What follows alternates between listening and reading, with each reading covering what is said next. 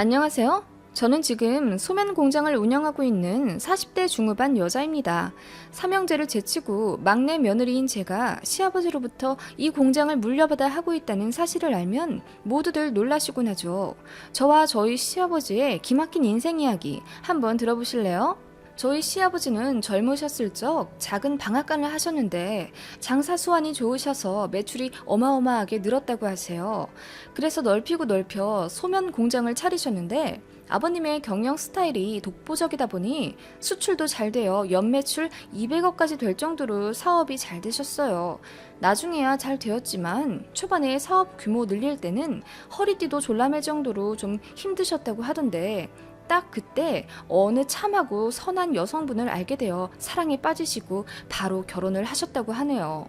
그분은 아버님의 뒷바라지를 묵묵히 하셨다고 해요. 그리고 길가의 작은 들꽃도 함부로 꺾지 않으실 정도로 마음이 여리시고 착하셔서 조금은 와일드했던 아버님이 그분 영향을 받아 많이 너그러워지고 선해지셨다네요.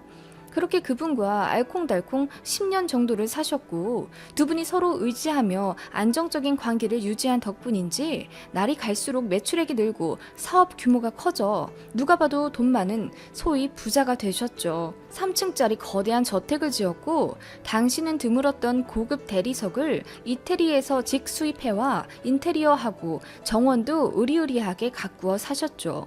그렇지만 한 가지 걱정거리가 있었는데요. 아버님과 그분 사이에 아이가 들어서지 않는다는 거였죠. 아버님은 그분을 너무나 사랑하셨기 때문에 그냥 우리 둘이 손잡고 늙으면 그만이라며 순애보적인 사랑을 표현하셨다네요. 그러다 정말 기적적으로 10년 만에 아이를 갖게 되셨고 시아버님이 눈물을 펑펑 흘릴 정도로 행복해 하셨답니다. 그러나 정말 한순간에 그 행복이 깨졌답니다. 저의 시어머님이 두 분의 앞에 나타나신 지 불과 반년 만에 그 애틋했던 관계가 깨지고 마셨다네요. 시아버님의 공장에서 일하시는 총무부장 딸이 바로 시어머님이셨대요. 시어머니는 당시 20대 초반이셨는데 아버지 일 도와드리러 온다는 핑계로 공장에 드나들었고 시아버님과 자주 마주쳐 사랑에 빠지셨다고 하네요. 여기까지는 저희 시어머니 피셜. 이건 저희 시어머니가 듣기 좋으라고 순화해서 저희한테 말씀하신 거였고 그 내막은 소름 끼칠 정도였죠. 나중에야 알게 된 사실이지만 시어머님은 저희 시아버지의 재산을 노려 의도적으로 접근하셨던 거죠. 그건 그렇다 치고 어떻게 이혼까지 하게 만드셨냐면요. 시어머니가 아주 교활하게 거짓을 꾸며내셨다네요. 공장에서 오래 일하셨던 분들의 뒤늦은 증언으로 알게 된 사실이에요. 시아버지를 예전부터 호시탐탐 노리고 있던 시어머니는 아버님의 전처가 임신하자 조급함에 어쩔 줄을 몰라 했다고 하네요. 그래서 알고 지내던 어느 20대 후반 젊은이를 꼬셔 자기 애인인 척 시키는 대로 하면 500만 원을 준다고 했답니다. 그리고 시어머니는 시아버지 앞에 찾아가 아주 처연하게 울며 이렇게 연기를 하셨다네요.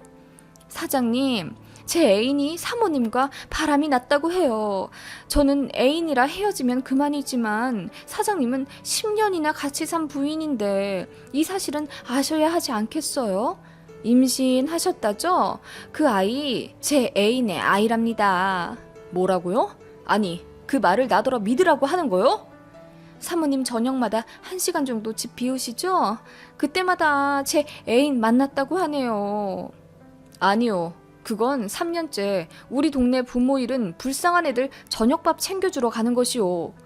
아니에요. 그렇게 나와서 제 애인 만나셨다고요. 그리고 10년 동안 사장님과 임신이 안 되셨다는데 어느 날 갑자기 된 것도 이상하지 않으셨어요? 제 애인 아이가 틀림없어요. 사장님이 안타까워서 그러니 제발 믿어주세요. 그러면서 500만 원의 영혼을 판 젊은 남자를 데리고 와 삼자 대면을 시켰다더군요. 그 젊은이가 무릎을 꿇으며 사실 사모님과 내연한 지 1년 정도 되었고 저녁마다 동네에서 만났다. 그리고 사모님이 아이를 갖고 싶은데 사장님이 아무래도 무정자증 같다며 도와달라고 해서 적극적으로 관계하기 시작했고 바로 임신하신 거다라는 구구절절 거짓을 연기했고, 홀랑 넘어간 시아버지는 극도로 분노하며 사실관계를 따질 이성도 잃으신 채 그대로 집에 가 전처분의 멱살을 잡고 집 밖으로 쫓아내셨다고 해요. 뒤통수를 맞아 아무것도 안 보인 채 분노와 경멸에 휩싸인 아버님은 전처께서 뭐라 해명해도 듣지도 않고 그렇게 헤어지셨다네요. 자신을 믿지 않는 시아버님에게 실망하여 슬픔을 안고 그렇게 지역을 떠났고, 시아버지는 술에 빠져 공장 운영도 소홀하신 채 폐인처럼 지내셨다고 해요. 그런 시아버지를 사람처럼 구제해준 게 지금의 시어머니였고, 의지할 곳 없는 시아버지는 그렇게 여우같이 때로는 입안에 사탕처럼 달콤한 말로 구슬리는 시어머니에게 홀랑 넘어가 재혼을 하게 된 거였죠. 그리고 삼형제를 낳으셨어요. 막내 아들까지 낳았을 즈음 공장의 총무부장, 즉 아버님의 장인어른이 그간 20년간 공장 돈을 빼돌려 12억을 횡령한 사실을 알게 되었고, 그 전말을 파헤치는 과정에서 주변 증언자들의 시어머니에 대한 이실직고가 있었답니다. 시어머니가 거짓으로 판을 꾸며 전처를 쫓아내게 만들었다는 극악무도한 사실을 말이에요. 모든 사실을 알게 되자 시아버지는 거의 쓰러지기 일보 직전으로 충격을 받으셨고, 시어머니는 무릎을 꿇으며 사죄하셨답니다. 그런데 이미 삼형제도 낳았고 아이들은 죄가 없다며 눈물로 호소한 덕분에 겨우 이혼은 면하셨지만, 그 이후로 시아버지는 시어머니를 부인으로 대접하지 않으시고 투명인간 취급을 하셨죠. 시어머니도 처음에만 죄인처럼 숙여 지내셨지만 시간이 어느 정도 지나자 아예 가면을 벗고 더 기고만장해지셨다고 해요. 본성이 나오셨던 거죠. 아들 삼형제는 모두 시어머니를 닮았는지 허구한 날 사고만 치고 다니고 아주 문지아처럼 살았습니다. 큰아들은 공부도 못해서 맨날 꼴등만 했고, 다 커서는 제 앞가림도 못하면서 외제차, 슈퍼카 수집에만 관심이 있어서 맨날 시아버지한테 돈 달라고 조르고 어쩔 때는 협박까지 해서 돈을 타내 펑펑 쓰고 다녔어요. 둘째 아들은 그나마 공부는 잘했지만 학교에서 친구들을 악마처럼 괴롭히며 폭력을 행사했고, 어느 날은 같은 반 친구를 거의 실명 위기까지 만들어놔서 시어머니가 급히 돈으로 막아 소년원까지는 간신히 면했죠. 성인 되자마자 유학한다는 핑계로 동남아에 가서 인도네시아, 필리핀 여자들 4명을 임신시키고 도망왔다고 하네요. 그 뒷수습하는 데 필요한 돈이 거의 5억이었고 모두 시아버지가 처리해 주셨죠. 그렇다면 막내 아들은 어땠냐? 그런 가정 환경에서 어떻게 잘 자랄 수 있었겠어요. 제 앞가림 한다고 공부도 곧잘해서 명문대에 들어는 갔지만 비도덕적인 가치관이 확립된 채 성장해서인지 매일 바람을 폈고 타인을 속이며 사는데 능숙한 사람으로 자라났죠. 네, 바로 그게 제 전 남편이에요. 맞아요. 저는 이 집안의 막내 아들과 결혼했었던 사람입니다. 저는 발레를 전공했었으나 큰 대회를 앞두고 발목 부상을 입어 어쩔 수 없이 발레를 포기하고 부모님의 등살에 밀려 신부 수업을 받아 이 집안의 며느리로 들어오게 된 사람이에요. 저와 남편 모두 부모님들의 결혼시장에 팔려나와 비슷한 수준 집안이라는 이유로 억지로 매칭되어 결혼하게 된 것이죠. 그럼에도 불구하고 서로에게 이끌려 나름 절절히 사랑을 하고 결혼하게 되었어요. 남편이 뼛속부터 바람둥이라는 사실을 전혀 모르고요. 뒤늦게 남편의 바람을 알게 되었지만 저희 친정은 많이 보수적인 분들이기 때문에 이혼은 절대 못 시킨다는 주의셨죠. 당시 이혼하면 갈 곳 없다 생각했던 저는 그냥 이대로 이 집에 뼈를 묻어야 하나 생각했습니다. 남편의 바람은 상습적이었고 저는 스트레스로 인해 임신이 되지 않았어요. 그런 저를 유일하게 보듬어 주신 분이 바로 시아버지입니다. 둘째 아들은 장가가지 않아 며느리라고는 첫째와 셋째 며느리뿐인데 첫째 며느리는 대놓고 돈만 밝혀 시아버지가 아주 싫어하셨죠. 그런 집안 사람들에 비해 저는 딱히 세속적인 사람이 아니었어요. 돈보다는 가치를 좇았죠. 발레 관두고 나서는 사회복지와 세계 소외층에 관심이 많았기에 그런 쪽을 공부하고 봉사도 많이 했었죠. 아버님의 공장이 많이 바쁘실 때 저만 유일하게 아버님 공장 일을 도와드렸고요.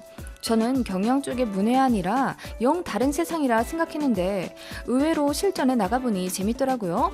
그래서 아이도 안 생기고 남편은 맨날 바람만 피워 마음이 허한데 공부라도 하자 싶어 경영대학원도 진학했어요. 그런 저의 모습을 시아버지는 늘 흐뭇하게 바라보셨죠.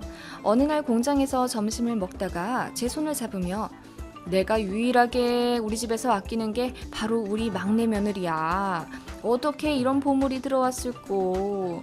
우리 막내 아들 놈 때문에 심란하지? 내가 대신 사과하마. 나중에 꼭 갚을게. 이거 그냥 하는 말 아니다. 하셨죠. 저는 시아버지가 참 딱하게 느껴졌어요.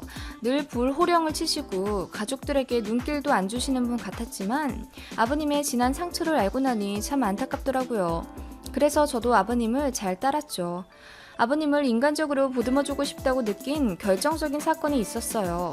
제가 결혼하고 3년 됐을 때쯤 아버님이 정원 구석에서 엉엉 울고 계시더라고요. 시어머니가 놀라서 달래드리니 아버님이 뿌리치시며 혼자 있게 두라고 하셨어요. 그러면서 다 너 때문이다. 너 때문이야 하시며 시어머니를 원망하시는데 당시에는 전처를 아직도 못 잊으신다던데 그래서 그러시는구나 싶었죠. 저도 사정을 어느 정도는 아니까요. 그런데 알고 보니 아버님이 전처의 행방을 계속 뒤에서 알아보셨다고 해요. 그리고 마침내 물어물어 몇십 년 만에 알게 되신 거죠. 전처분의 아이는 너무나 당연히 아버님의 아이가 맞았고요. 남해의 어느 작은 시골에 쓰러져가는 성당에서 아이를 낳으셨다고 해요. 그렇게 아이를 낳고 성당에서 청소일을 하며 힘들게 아이를 키우셨는데 아이가 3살 정도 될 때쯤 혈액암 선고를 받으셨다네요.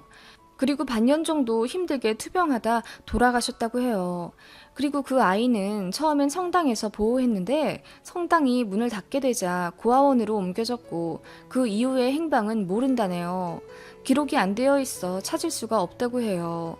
사실을 알게 되어 아버님은 가슴이 찢어질 듯한 아픔을 느끼셨고 이미 벌어진 일이라 수습할 수도 없었기에 그렇게 웃음을 모두 잃고 살아오시게 된 거였어요. 그리 슬퍼하시던 아버님은 2년 후 대장암 선고를 받으셨습니다. 매일 저녁을 술로 보내시더니 결국 몸이 탈이 나셨나 봐요. 삼형제는 처음에만 울고 걱정하더니 어느새 유산 때문에 다투기 시작하더라고요. 시아버지는 삼형제의 싸우는 소리를 안방에서 모두 들으셔야 했고요. 얼마나 가슴이 무너지셨을까요? 게다가 시어머니는 병간호는 죽도록 하기 싫다고 하시며 아버님 입에 물도 한 번을 안 넣어드리고 아버님의 병세가 악화되어 호스피스로 전원하게 되었을 때는 발길도 끊으셨어요. 그런 어머님을 제가 겨우 설득해서 병문안 가자고 모시고 갔어요. 아버님은 주무시고 계셨고 어머님은 그런 아버님의 얼굴을 감정 없는 표정으로 바라보시더니 에휴 여러 사람 그만 고생시키고 가실 거면 빨리 가시지 하시더라고요. 제가 어머님 그래도 어떻게 말씀을 그렇게 하세요 하며 말렸지만 어머님은 다 귀찮다며 먼저 나가셨어요. 고개를 절레절레하며 아버님 일부를 정리해드리는데 갑자기 저의 손을 잡으시며 눈물 그렁그렁한 표정으로 저를 바라보시는 시아버님 때문에 깜짝 놀랐어요. 아버님 안 주무셨어요? 고맙다. 전에도 말했지만 너밖에 믿을 사람이 없어 하시고 다시 눈을 감으셨어요. 그리고 한 달 정도 후에 아버님은 조용히 돌아가셨습니다. 다들 예상했다는 듯 부고를 받고도 놀라워하지도 않고 자리에 모였어요. 장례식도 그냥 숙제 치르듯 하더라고요. 저만 엉엉 울었고 그런 저를 시댁 가족들은 모두 별꼴 본다는 식으로 바라봤었죠. 그리고 충격적인 일이 시작되었습니다. 아버님이 돌아가시기 전 의식이 있으실 때 변호사를 부르셔서 유언을 작성하셨더라고요. 그 유언장을 발표하기 위해 가족들이 모두 모였는데 다들 조금씩 서로를 경계하지만 조금은 기대에 부푼 모습이었죠. 제 남편조차 생전 아버님 호스피스에 오지도 않더니 내가 가족 중에 제일 멀쩡하니까 나한테 유산 몰빵하셨겠지? 하더라고요. 저는 그런 시댁 식구들에게 그나마 있던 정이 다 떨어졌었고요. 하지만 변호사의 입에서 나온 말들은 너무나 놀라웠습니다. 아버님의 재산, 즉 공장과 부동산, 현금을 포함한 자산은 모두 약 107억 정도였어요. 많다면 많고 적다면 적지만 아버님이 일생 동안 피땀 눈물로 일군 소중한 의미이기에 듣자마자 저는 눈물이 핑 돌더라고요. 그런데 그 금액 중 10억은 미혼모 센터에, 10억은 고아원에 기부하겠다고 유언을 작성하셨다네요. 첫째 며느리가 듣더니 아니 돌아가시는데 뭔 기부야 기부는 20억이면 서울에 아파트는 하나 사겠다 이러는데 눈살이 찌푸려졌죠. 그리고 이어진 유언장 내용에 모두들 입을 다물 수 없었습니다. 나머지 87억은 모두 막내 며느리인 나희은 씨께서 상속받게 되었습니다. 저를 포함한 모두들 잘못 들었다는 듯이 귀를 의심했어요. 네? 제가 재산을 상속받는다고요? 네, 그런데 조건이 있습니다. 막내 아드님이신 차석현 씨와 이혼을 해야 상속이 유효하다네요. 이혼을 하시는 조건을 거셨습니다. 뭐? 나랑 이혼을 해야 한다고? 그래야 이 사람이 다 받아? 네, 돌아가신 차석주 대표님께서는 가업을 물려받을 적임자가 막내 며느리인 나희은 씨가 유일하다고 판단하셨고 재산 증식 및 유지 자격에도 적합하다고 판단하셨습니다. 그 자리는 아수라장이 되었고 시어머니는 제 팔을 잡은 채 말도 안 된다며 유산 포기하라고 소리를 지르셨습니다. 저는 굳이 포기해야 할 이유도 없고 그 돈이 시댁 사람들에게 들어간다면 의미 없이 공중에 흩어질 게 뻔할 것 같더라고요. 그리고 시아버지가 왜 저에게 유산을 모두 상속하셨는지 이유도 알 것 같았죠. 아버님은 돌아가신 전처분 때문에 미혼모와 고아들에게 죄책감을 갖게 되신 겁니다. 저는 시댁 가족들 중에서 유일하게 측은지심을 갖고 있어 그런 소외된 계층에 관심이 많았던 사람이고요. 아버님은 저를 통해 조금이나마 죄책을 덜으려 하신 거겠죠. 배우자와 자식들은 당신에게 관심도 없고 제 주머니에 있는 돈에만 관심이 있으니 가정을 잘못 꾸렸다는 한탄도 하셨을 테고요. 저는 며칠의 고민 끝에 남편에게 이혼 소송을 했고 그동안 바람 피웠던 증거 자료들 모두 제출하여 승소했어요. 그리고 아버님의 바람대로 제가 공장을 물려받아 가업을 이어가고 있습니다. 시어머니랑 삼형제 그리고 첫째 며느리인 형님이 가만히 있지 않으셨죠. 협박도 하고 울고 매달리고 한 1년은 매일 집이랑 공장에 찾아와 난리를 쳤지만 법적으로 어쩔 수 없다는 걸 알기에 모두 포기하셨고 제가 다른 건 몰라도 집은 안 받는다고 하였기에 모두 그 집 팔아 이익 배분하는데 혈안입니다. 땅값도 많이 오르고 집도 아주 으리으리하기에 팔면 한 35억은 되지 않을까 싶어요. 아무튼 저는 이런 소설 같은 일들을 겪고 더 단단해졌어요. 여자 혼자 공장 운영한다고 만만히 보는 사람들도 많았지만 언제나 아버님을 생각하며 똑부러지게 처신하고 있습니다. 재혼은 안 할 거고요. 매년 공장 순수익의 10%씩 미혼모와 고아원에 기부하고 있어요. 공장도 여전히 잘 되고 있고요. 나중에 저도 하늘나라에 가면 저희 시아버지한테 칭찬받겠죠? 오늘 공장 일이 고되어서인지 유난히 아버님이 많이 그리운 날이라 주절주절 글을 적어봤어요. 긴 글 읽어주신 분들 감사합니다. 안녕하세요. 우리 망나니 같은 철없는 시누이 참교육시켰던 썰 올려봅니다. 시누이는 저와 동갑이에요. 제 남편은 저보다 1살 연하이고요. 그러니까 남편의 누나죠. 셋이 나이가 비슷비슷하다 보니 남편과 연애 때부터 자주 만나 밥도 먹고 술도 먹으며 친하게 지냈던 사이였어요. 저희는 서로 편하게 이름을 불렀고 가끔은 남편 없이 둘이서 만나기도 했어요. 신우이가 우리 너무 잘 맞는다며 혹시 자기 동생이랑 헤어지게 되어도 본인이랑은 종종 만나자고 우스갯소리를 할 정도였다니까요. 좀 특이하다면 특이한 사이였죠. 그런데 시자는 시자였는지 그 허물없이 지내던 신우이가 결혼과 동시에 돌변하더라고요. 왜 자기 동생 예물시계를 겨우 100만원대로 해주냐며 적어도 300만원대는 해줘야 기가 산다고 저를 달달 볶아서 화가 나서 파혼할 뻔한 적도 있고요. 결혼식장부터 시작해서 신혼여행지에 얼마를 환전해서 가는지조차 하나부터 열까지 모두 간섭하려고 해서 제가 참다 못해 엄청 화를 냈었어요. 최연이 그만 좀 해. 내가 네 동생이랑 결혼했지. 너랑 결혼했냐? 야, 말 다 했어? 너 이제 내 이름 부르지 마. 꼬박꼬박 형님이라고 불러. 그날 싸운 것을 계기로 저희는 앙숙이 되었습니다. 시댁에서 마주쳐도 살짝 목례만 하며 지나치고 진짜 필요한 말만 딱딱 하면서요. 오히려 이게 더 편하더라고요. 신우이는 친구일 땐 몰랐는데 가족이 되니까 오히려 선을 좀 긋는 게 나은 것 같았어요. 아무튼 그렇게 저희 부부가 결혼하고 신우이도 1년 뒤 결혼하게 되었어요. 그리고 둘 다 비슷비슷하게 첫 아이를 낳았죠. 제가 먼저 아들을 낳았고요. 신우이네가 반년 뒤에 딸을 낳았어요. 반년이지만 해가 바뀌어 시조카가 저희 아이보다 동생이 된 셈이죠. 저는 아이 낳고 재택근무로 노선을 바꾸어서 비교적 유연하게 일을 할 수 있게 되었어요.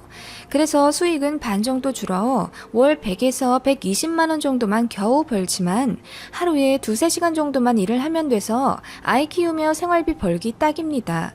내 손으로 아이 키우고 싶어 제가 한 결정이에요. 사실 도움 받을 수 있는 양가 부모님도 멀리 계시고 그렇다고 낳자마자 베이비시터를 고용하거나 돌도 안 된 아이를 어린이집에 보내기엔 제 마음이 불편해서 손에 감수하고 그렇게 한 거예요. 아이는 딱 2돌 되면 어린이집에 보낼 거라고 시댁에도 얘기하곤 했죠. 듣는 신우이 표정이 묘했죠. 그때 알았어야 했는데. 저와는 반대로 반년 후에 아이를 낳은 신우이는요, 낳자마자 시어머니한테 도움을 요청하더라고요. 우리 신우이는 원래부터 손에 물 한 방울 안 묻히는 스타일이었어요. 단 한 번도 독립해 본 적 없고 쭉 시댁에서 살다가 결혼해서 나온 케이스라서 30살까지 신우이 속옷 빨래도 시어머니가 해주셨다네요. 회사에 도시락 싸야 할 일이 있으면 그것 역시 시어머니 일. 어질러진 방도 시어머니 일, 모든 것을 시어머니한테 맡긴 채 나이를 먹어왔던 거죠. 물론 같이 살면 그럴 수도 있지만 신우이는 좀 많이 심한 편이었어요. 아무리 집안일을 시켜도 하기 싫다며 땡깡 부리고 집에선 정말 손 하나 까딱하지 않았다네요. 그런 신우이라 시어머니의 걱정이 이만저만이 아니었어요. 연희가 이렇게나 아무것도 못하는데 시집가서 지 남편 계란 후라이나 부쳐주면 다행이겠다. 내가 너무 못 가르치고 시집을 보낸 것 같아. 어머님, 처음부터 잘하는 사람이 어디 있어요. 하다 보면 하는 거죠. 너무 걱정 마세요. 그리고 신우이도 아주머님만큼 바쁘잖아요. 같이 해야죠. 너 같지 않아서 걱정이다. 그런 신우이가 아이를 낳고 조리원에서 3주 있다가 퇴소한 그날 밤, 울고불고 시어머니에게 전화를 걸어 당장 와달라고 엉엉 울었답니다. 아주머님은 그날 야근이었고 같이 있던 산후도우미가 퇴근하여 아이와 단둘이 있게 되니 어떻게 할 줄을 모르겠다며 시어머니한테 SOS를 친 거죠. 시어머니는 신우이 집과 차로 3시간 정도 걸리는 거리인데 그 야밤에 시아버지 차를 타고 단숨에 오셨답니다. 그날부터 신우이가 시어머니를 꽉 잡고 안아준 겁니다. 혼자 애 보기 무섭다고 제발 집에 가지 마시라며 울고불고 아이가 우는데도 달래줄 생각은 않고 그저 엄마 지율이 울어 하며 시어머니를 부르고 신우이 새끼 밥도 다 시어머니가 차려주셨다고 하네요. 아기 잠도 시어머니가 재워주셨대요. 그렇다면 신우이는 뭘 했느냐? 그냥 자고 먹고 가끔 모유 유축하고 TV 보고 그랬다네요. 손목 아프다며 아이는 한 번 제대로 앉지도 않고 그렇게 시어머니가 100일까지 다 키워주셨다네요. 시조카를. 시어머니 걱정은 되었지만 저는 한낱 올케이기 때문에 오지랖 부렸다간 화를 불러일으킬 것 같아서 그냥 시어머니한테 장어즙이랑 영양제 같은 거 좀 보내드리고 힘내시라고 안부 전화나 자주 드렸죠. 신우이가 출산 100일 좀 지났을 때 복직하겠다고 하더라고요. 신우이는 디자이너들의 작품을 세계에 수출하는 회사에 다니고 있고요. 외국으로 한 달에 1-2번 출장도 자주 가요. 한 번 출장 가면 무조건 4박 5일 이상을 있기 때문에 외향적이고 진취적인 신우이가 적성에 딱 맞는다며 절대 포기 못하는 회사였죠. 때문에 출산 휴가만 겨우 쓰고 자리 지키기 위해 악착같이 다시 다닌다 하더라고요. 아이 낳고도 사회에서 자기 자리 찾는 건 여성 인권을 생각해서라도 응원할 만한 일이죠. 다만 문제는 아이는 누가 키우냐인데 당연히 저희 시어머니였죠. 신우이는 정말 황당하게도 본인이 아이 낳고 사회로부터 고립된 것 같다고 이건 분명 산후 우울증이라며 회사 일을 더욱 열심히 하겠다고 했다네요. 자기 같은 인재가 아이 엄마로 집에서 썩기엔 너무 아깝다. 회사에서 당당히 일하며 사회 속에 자기 자신을 찾아가겠다나 뭐라나. 그러면 갓 태어난 아이는 어쩌고요. 환갑지나 힘드신 몸으로 육아전쟁에 뛰어드신 시어머니의 삶은요? 이해가 안 갔죠. 그럴 거면 아이를 낳지 말았어야 하는 거 아닌가요? 아무튼 그렇게 본인의 아이를 시어머니한테 맡긴 채 신우이는 거의 회사에서 살았고 출장도 엄청 자주 갔어요. 아주버님도 일 때문에 바빠 집에 자주 못 들어왔다는데 제 생각엔 집에 가면 장모님이 계시니 불편해서 잘 안 들어간 게 아닐까 싶어요. 뭐 그냥 제 추측일 뿐. 그럼 어떻게 되겠어요? 그냥 시어머님이 신우이 아이를 도맡아 키우게 되신 거예요. 시어머님 나이는 환갑이 넘으셨어요. 어머님 방도 제대로 안 갖추고 잘 안 쓰는 서재 한 구석에 작은 매트리스 하나 놓아드렸다는데 그럼 뭐예요? 아기랑 24시간 붙어 있으셔서 편히 쉬지도 못하시는데요. 게다가 어머님이 사시는 동네도 아니라 아는 사람도 없고요. 어머님은 그저 마트나 공원 정도만 아기와 산책하시는 게 다였죠. 신우이와 아주버님은 아침 일찍 나가서 저녁 늦게 들어와 아기 얼굴만 잠깐 봤고 그나마도 들어오면 다행이었어요. 신우이는 한국에 거의 없다고 볼 정도로 출장을 자주 갔고 그냥 시어머님이 아이를 다 키우셨습니다. 옵션으로 신우인의 집안일까지도 다 하셨죠. 1년 가까이요. 시어머님이 너무 걱정되어서 저희 부부가 자주 찾아뵀었어요. 그런데 뵈러 갈 때마다 시어머님이 살이 너무 빠져 있으시고 표정도 점점 어두워지셔서 제가 다 마음이 안 좋더라고요. 저희 남편도 이건 진짜 아닌 것 같다며 신우이한테 전화를 걸어 화를 냈어요. 애는 낳아놓고 엄마한테 다 맡겨놓으면 어쩌냐고. 엄마 건강 안 좋아지고 있다. 빨리 어떻게 대책 좀 마련해라. 계속 이렇게 키울 거냐. 그랬더니 신우이가 노발대발하면서 화를 냈어요. 엄마가 그랬거든? 나 아기 낳아도 꼭 일하라고. 그리고 다달이 돈 들이고 있어. 알지도 못하면서. 누나, 돈만 들이면 다야? 그리고 한 달에 꼴랑 100만 원 들이고 그걸로 애 이유식 장까지 보신다던데? 아니, 생활비 카드라도 드려야 할 거 아니야. 엄마가 괜찮대서 그 정도도 겨우 쥐어드린 거야.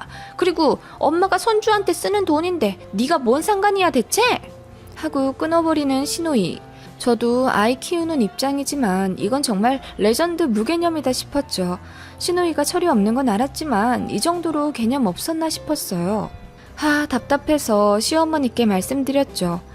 어머님, 지율이 돌되면 어린이집 보내고 신우이가 알아서 등하원 도우미를 쓰든지 본인 일을 줄이든지 하라고 하세요. 왜 어머님 몸을 축내서 손주를 키우세요? 아니, 걔가 어린이집은 무조건 2돌 지나 보내야 한다고 책에도 나와 있고 인터넷에도 있다고 하면서 지율이 24개월까지만 좀 봐달래. 말이 24개월이지 어머님. 2년 내내 이러시면 관절이고 뼈고 다 망가지세요. 가뜩이나 몸도 약하시잖아요.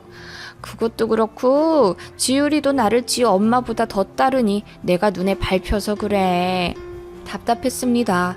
이렇게 나이 많으신 어머님께 아이 맡겨놓고 어린이집도 못 보내게 하다니요. 그날 저녁까지 신우이 집에서 신우이를 기다렸어요. 8시쯤 되자 귀가한 신우이가 저희를 보고 놀라더라고요. 형님, 이런 말 오지랖인 거 아는데요. 지훈이 곧 돌인데 어린이집 보내시죠? 어머님 보기 안쓰러워서 제가 다 미치겠어요. 뭐? 신우이한테 말이 짧다? 그리고 너는 네 아들 2돌까지 끼고 있겠다면서 우리 지훈이는 왜 돌 되자마자 보내야 하는데? 그야 형님이랑 저랑 상황이 다르잖아요. 주 양육자가 몸이 아프거나 육아가 버겁다면 당연히 기간 도움 받아야죠. 언성이 높아지자 남편이 아이들을 데리고 밖으로 나갔고 그렇게 저희는 시어머님의 황혼 육아 문제로 또 한 번 크게 싸우게 되었습니다. 제 입장은 시조카가 2달만 있으면 돌인데 이 정도 밤낮으로 봐주셨으면 어린이집 보내셔도 된다. 제발 낮이라도 쉬게 해드려야 한다는 거였고요. 신우이의 입장은 아이가 이제 애착 형성이 어머님한테 되어 있는데 이렇게 빨리 어린이집에 보내면 정서에 문제 생긴다. 그럼 올케가 책임질 거냐? 너도 2돌까지 키운댔으면서 왜 나는 안 되냐? 나도 아이는 무조건 24개월까지 어머님이 키우게 할 거다. 였습니다. 옆에서 시어머님은 그저 아무 말 없이 고개를 숙이셨죠. 그러다 한마디 하시더라고요. 연희야, 내 가끔 낮에 병원 갈 시간 정도는 좀 다오. 병원? 엄마 어디 아파? 신우이가 동그래진 눈으로 반문하자 시어머님께서 갑자기 흐느끼시며 말씀하셨어요. 며느리 말이 다 틀린 건 아니야. 지율이는 점점 커가는데 내 체력은 벅차고 네가 TV도 틀어주면 안 된다고 해서 하루 종일 애하고만 상대를 하다 보니 내가 말이야 정신이 점점 산으로 가는 것 같아. 그냥 툭 건들면 눈물 나고 아는 사람도 하나 없이 너무 힘이 든다. 아무래도 우울증 같은데 약이라도 먹으면 좀 낫다던데. 어머님, 왜 진작 말씀 안 하셨어요?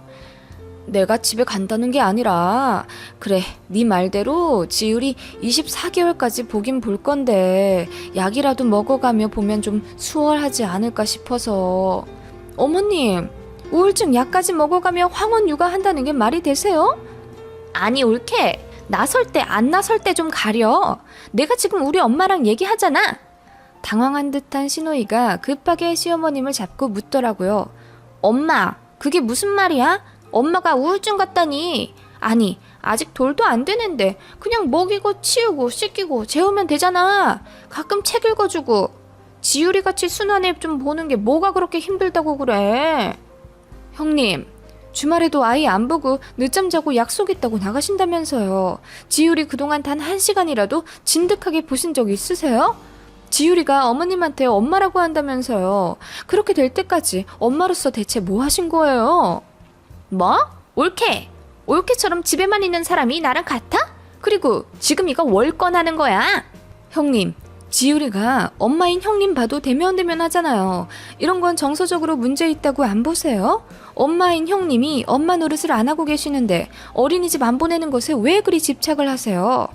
이봐, 옳게 말 좀 가려 하지? 나 슬슬 화나려고 해.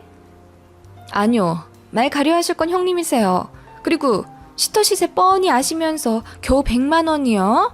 어머님처럼 24시간 상주하는 베이비시터는요 250만 원은 받아요. 그런데 반도 안 되는 100만 원이라니요. 엄마가 100만 원도 안 받으려고 했거든. 대체 네가 뭔 상관이야 하며 제 머리채를 잡으려는 신우이. 가볍게 피했고 신우이는 몸이 휘청해서 넘어지더라고요. 시어머님이 어이쿠야 하며 신우이를 잡았고 그런 신우이가 씩씩대며 저를 쏘아보며 말했습니다. 너 내가 부러워 죽겠지? 그래서 이러지? 애 낳고 당당하게 일하러 다니고 애도 울 엄마가 다 키워주니까. 정말 내가 부러워서 이럴까요? 내 아이 내가 키우면서 행복 느끼는 제가 형님을요? 형님, 그렇게 당당하시면 이 내용 그대로 이 동네 맘카페에 한번 올려볼게요. 지금. 뭐? 맘카페에 올려서 사람들 반응을 좀 보세요. 다들 아이 낳은 사람이니 얼마나 객관적으로 평가해주겠어요. 형님 이 태도를요. 그러면서 제가 스마트폰을 꺼내 정말 당장이라도 맘카페에 글을 쓰듯 폼을 잡자 신우이가 급하게 저를 막더라고요. 형님, 제가 지금 당장 글은 안 올릴게요. 대신 이번 주말 이틀 동안 무조건 48시간 동안 집에 딱 붙어서 지율이 보세요. 어머님은 호텔 잡아주시고요. 안 그러시면 저 무조건 맘카페에 올려요. 형님 신상 다 까발려서요. 뭐? 이게 웬 말도 안 되는 협박이야? 말도 제대로 못하며 그저 씩씩대며 저를 노려보는 신우이에게 일단 진정하라고 소파에 앉혔어요. 그리고 뭘 모르는 신우이에게 독박 육아의 어두운 면에 대해 자세히 일러주었죠. 이건 겪어봐야만 아는 현실이잖아요. 저는 저녁마다 남편이 육아에 참여하고 있어 덜하지만 그럼에도 불구하고 아이를 본다는 건 체력적으로 심적으로도 많이 힘든 일이에요. 그런 육아를 신우이는 근 10개월을 단 1시간도 제대로 해본 적이 없으니 모를 수밖에요. 그리고 시어머니를 우리 엄마처럼 생각하고 있다고 했죠. 너무 좋으신 분이라 단 한 번도 남처럼 생각한 적이 없다며 진심으로 걱정하는 마음을 좀 알아달라고 했습니다. 시어머님이 저를 보시며 눈물을 훔치시더라고요. 얼굴이 울그락불그락 하던 신우이는 뭔가를 좀 깨달은 듯도 하더니 어머님과 얘기를 좀 해야겠다며 저희를 급하게 쫓아냈어요. 나가기 전에 주말 동안 꼭 아이 보는 조건 지켜야 맘카페에 글 안 올릴 거라며 유치하지만 손가락까지 걸어가며 약속을 받아내고 집에 왔습니다. 그 주 주말에 어머님께 전화를 거니 밝은 목소리로 받으셨어요. 세아가 네 덕분에 나 호캉스라는 걸 해본다. 어머니, 형님께서 그래도 어머님 생각을 좀 했나 보네요. 짧지만 푹 쉬다 가세요. 그리고 전화를 끊었는데 괜히 웃음이 났죠. 10개월 만에 처음으로 아이와 지지고 볶고 허둥지둥 육아전쟁을 펼치고 있을 신우이가 그려져서요. 그 다음 주엔 웬일로 신우이한테 먼저 카톡이 오더라고요. 내용은 이러했어요. 월요일이라 출근했는데 감옥에서 탈출한 기분이다. 아이밥 만드는 것도 어려운데 먹이는 건 더 힘들더라. 상상도 못했다. 낮잠도 안 자서 부부가 쌍으로 고생했다. 눈만 떼면 넘어져 다치니 스마트폰도 못 보고 계속 붙어 있어야 하는 게 너무 힘들더라. 엄마가 많이 힘들었을 텐데 지율이 정서 방해된다며 TV도 못 보여주게 했던 지난 날이 너무 죄송하고 후회된다. 어쩌고 저쩌고. 육아의 고충을 제대로 느낀 듯 했죠. 그래서 답장했습니다. 숙제 검사 잘했다고. 참 잘했어요 도장 찍어줄 테니 그 마음 절대 잊지 말라고. 어떻게 하는지 지켜보고 또 우리 어머님 힘들게 하면 맘카페에 올라간다며 장난 반으로 겁주었어요. 신우이가 알겠다며 엄마 챙겨줘서 고맙다고 하더라고요. 그리고 신우이는 딱 한 달만 더 일하고 육아휴직을 냈어요. 어머님한테 육아와 살림에 대해 차근차근 배우고 집으로 보내드리더라고요. 아주버님도 마찬가지예요. 신우이가 혼자 생으로 애를 절대 못 본다고 길길이 날뛰어서 출퇴근 시간 조정해서 아이와 함께 있는 시간을 많이 늘렸다네요. 제 시조카 지율이도 처음에만 어머님을 찾고 울었지 나중에는 엄마 아빠랑 같이 있는다고 더 좋아하며 말도 급속도로 늘고 웃음도 많아졌다고 하네요. 어머님도 다시 살도 붙고 얼굴 좋아지셨고요. 역시 사람은 뭐든지 겪어봐야 아는 것 같아요. 신우이도 딱 2년만 육아휴직 내고 다시 회사 돌아간다니 같은 여자로서 신우이가 자기 자리에서 건승하길 바라는 마음이에요. 그리고 저희는 사이가 다시 좋아졌어요. 물론 가끔 티격태격할 때도 있지만 서로 적당히 선 지켜가면서 잘 지내고 있어요. 저의 사이다 참교육 효과 좋았던 것 같죠?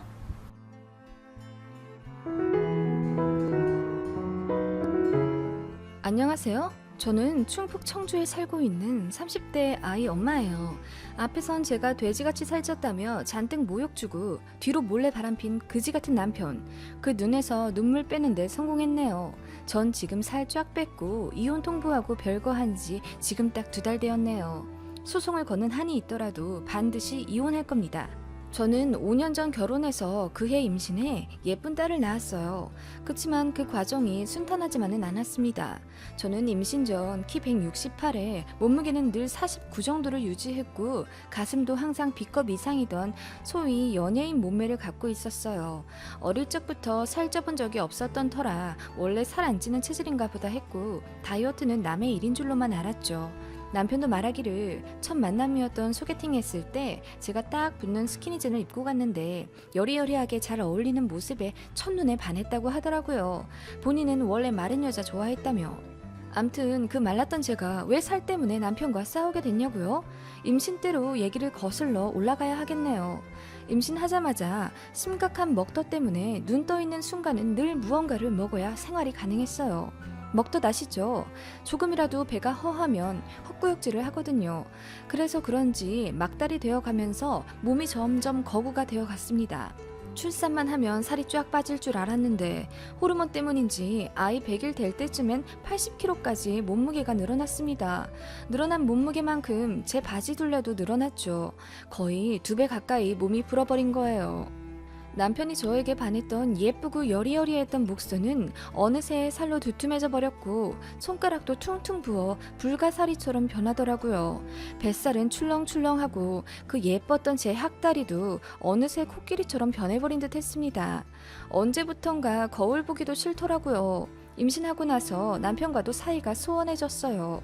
자기 관리 안 하고 마음껏 먹고 싶어서 임신한 거 아니냐며 막말도 하기 시작했어요. 회사 핑계대면서 피곤하다 하며 말도 없어졌지만 사실 살쪄버린 제 모습이 그 이유인 것 같아 속상했죠.